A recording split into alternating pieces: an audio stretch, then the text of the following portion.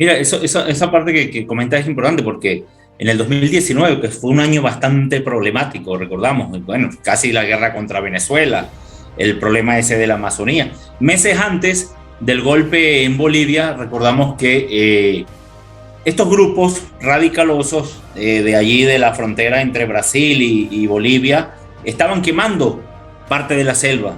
Estaban quemando parte de la selva y achacaban eso al gobierno de Evo Morales. Y eso dio inicio de los comités cívicos, estos radicalosos, ¿no? Eso dio inicio a las críticas excesivas que daban y que era el gobierno de Evo Morales el que estaba incentivando eso. Bolsonaro, por su parte, por supuesto, ha mantenido esa política extractiva. Lo ha hecho.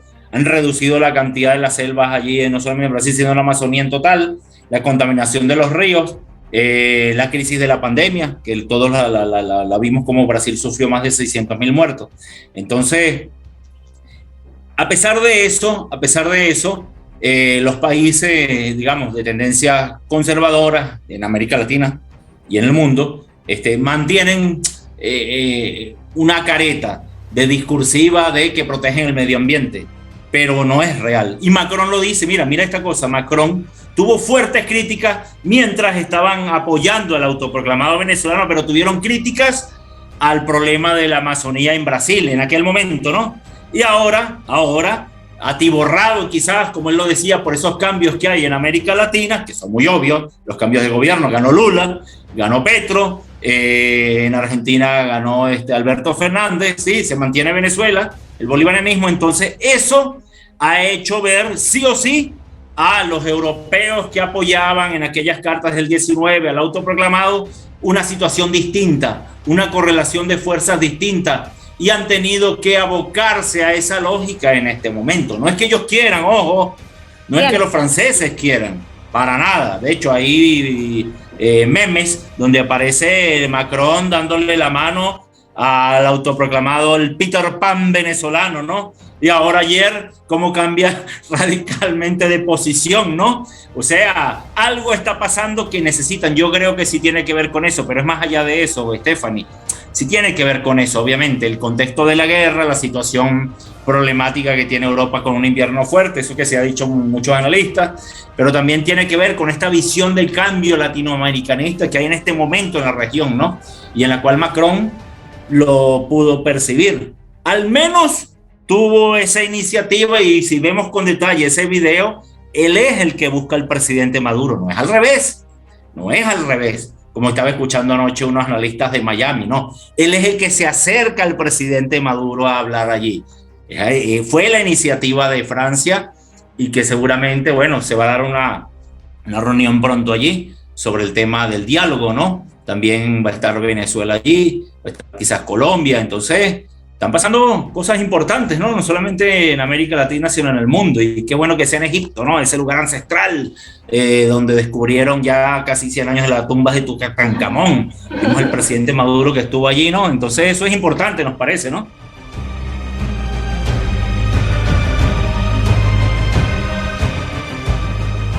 Entonces, volviendo a ese momento, pues sí está esta situación en la cual Europa se ha visto atiborrada por la situación de la guerra, no se están resolviendo los asuntos, lo hemos dicho en distintos espacios, Stephanie, es un boomerang para ellos. El tema de las sanciones a Rusia no le están resolviendo cómo acabar con Rusia, por Dios, con Rusia, un país continente, más de 17 países frontera, más de 100 millones de personas, una federación enorme, ¿no? Ex-URSS, un país al lado de China, socio de China, con una cantidad ingente de recursos tremenda, un país a la vanguardia de lo que es la tecnología en el tema nuclear, sí, en otras tecnologías. Entonces no es cualquier cosa, ¿no? No es cualquier cosa. Entonces ellos se han visto bastante... hay una incertidumbre en Europa en este momento. El común de la gente no está creyendo en sus representaciones clásicas o partidos políticos que en los 90, quizás hasta ahí, fueron la lógica de esta Unión Europea, más yendo hacia el neoliberalismo y hasta la actualidad, ¿no? Estos banqueros en las representaciones de la Unión. Y estas cuestiones pues se han dilucidado en que cuando no leen estos neoliberales, la realidad del común, se están viendo desplazados por los grupos de las extremas derechas en los países industriales, ¿no? Está pasando en países como Alemania, está pasando, bueno, lo vemos en Italia, ¿no? Recientemente, también en Francia, ¿sí? Y él, Macron, se ha visto en campañas muy difíciles con la ultraderecha francesa.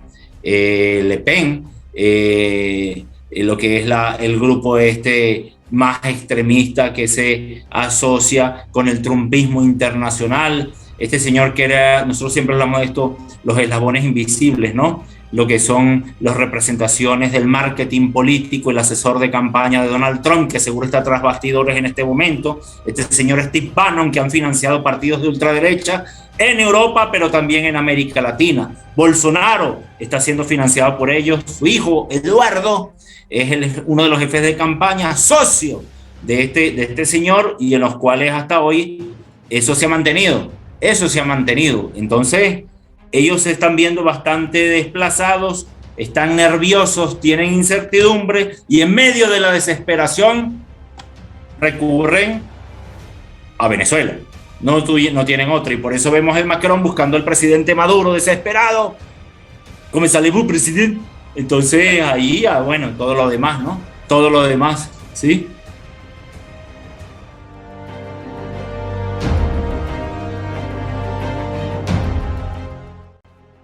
Mientras este señor ataca, acepta o apoyan alternativos, ¿sí? Telemáticos, Peter Panes, al mismo tiempo negocian con los dueños de casa. Negocian, son ambiguos. Es una política ambigua del mundo occidental. Lo está haciendo Estados Unidos. Mientras no invitaban a Venezuela, ¿te acuerdas? A la Cumbre Américas, mandaban emisarios a negociar con el presidente Maduro. Hay ambigüedades en el norte. Tienen problemas internos. La única forma de entender eso es que tienen problemas internos. Hoy son las elecciones de medio término. Hoy termina, ¿no? Ese proceso. Y están los radicales allí. Están los radicales allí. El trumpismo está allí. Y de verdad, es un problema de la estructuración de estos países neoliberales que se está desarmando.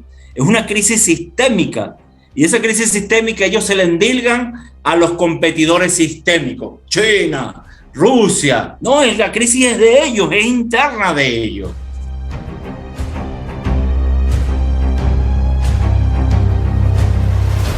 Algunas zonas de África también. Entonces, ya no solamente se va a la COP26 o a la COP27 a hablar de, quizás en otros años, sino de lo que ha sido los posibles efectos del clima, como lo decía Fidel en el 92, con una visión visionaria, ¿no? Lo trajo a colación el presidente Maduro, sino que es lo que nos está pasando. Es decir, si vemos año 92, aquella cumbre de Río, vemos la COP del año 2009, con el comandante Chávez, y hablaba de aquello que era, bueno, sí, el problema de las crisis sistémicas, ¿no?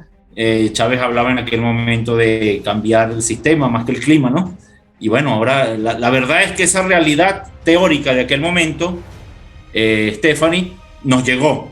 Es decir, nosotros en este momento que estamos viviendo, estamos sufriendo lo que teóricamente visionarios como Fidel, como Chávez, pensaron o vieron en otro momento, y eso es lo que pasa en la actualidad. Eso que pasaba ayer, eso que Macron lo dice en su discurso cuando habla con el presidente Maduro, de que algo está pasando en América Latina. Están viendo los cambios. El cambio de Colombia, quizás no se analiza a fondo eso, de la realidad, ese cambio radical desde lo que fue el 19, las protestas del paro nacional a la actualidad, que quisieron que llegara el pacto histórico con Petro, ¿verdad? Francia Márquez a la cabeza. Yo creo que tiene que ver con esas lecturas ancestrales. Los grupos indigenistas, los movimientos sociales colombianos que no tenían voz en el gobierno del Centro Democrático, ahora la tienen a través del pacto histórico. Y eso es lo que llevó Petro y la ministra de Ambiente, la señora Susana Muhammad, la ministra colombiana, pues llevaron esa propuesta y sentaron a presidentes como Gustavo Petro, como el presidente Maduro, o el presidente de Surinam, para ver otras opciones posibles, ya que quizás en el marco de la COP, quizás la diatriba del tema de lo que son las cuotas de carbono que se emiten, que no deberían emitirse, discusiones del protocolo de Kioto, el acuerdo de París, cosas que no se respetaron en el pasado. Ahora, bueno, los países con visión socialista, el presidente Maduro en su discurso también evoca al socialismo, ya que el socialismo ha sido muy estigmatizado por Occidente, sobre todo estos últimos años, de lo que las autocracias, ¿no? Las democracias capitalistas versus las autocracias. Es como lo estigmatizan, ¿no? Pero la realidad concreta es que son los países socialistas, nacional populares, indigenistas, ¿verdad? Los que tienen esa visión más holística, no antropocéntrica, no con el humano por delante, son las que están mostrando otras posibilidades organizativas y otras posibilidades en el gobierno. Lo hemos dicho, pues la realidad de Bolivia, lo que fueron las constituyentes del 99 en Venezuela, 2005 en adelante en Bolivia, en Ecuador, las que trajeron a colación la participación de este sector de los pueblos originarios en el poder. No es que tenían una representación allí, la constitución del 99 en Venezuela, por ejemplo, es que participan directamente en el poder, con sus ministerios, con sus representaciones políticas, sus movimientos, sus leyes se ven reflejadas en estas constituciones. Eso es una vanguardia. Colombia, que si bien participó en UNASUR, en otros mecanismos de integración, no estaba inserta a fondo en esta lógica. Yo creo que es lo que quieren hacer ahora. Cuando viene la ministra de Ambiente, cuando viene Petro y traen esas propuestas, el decálogo tiene que ver con Colombia, insertarse esa lógica, porque no lo estuvo. En las protestas de Colombia, los indigenistas estaban protestando contra el status quo del Centro Democrático, la narcopolítica, asesinaban a los indígenas allí. Y ahora vemos cómo quieren participar, quieren acelerar un proceso en el cual Colombia no se inmiscuyó en 20 años. Mira, son 20 años que nosotros ha estado Bolivia a pesar de la interrupción del golpe, Ecuador, bueno, a pesar de lo que pasa allí, pero están los movimientos allí fuertes peleando en la actualidad con el gobierno del banquero allá en Ecuador, y ahora Colombia con Petro quiere estar en esta lógica pues más holística de discusión de estos temas y si no es en la COP, por lo menos participar allí y a partir de allí generar esas plataformas organizativas de estos movimientos, ¿no?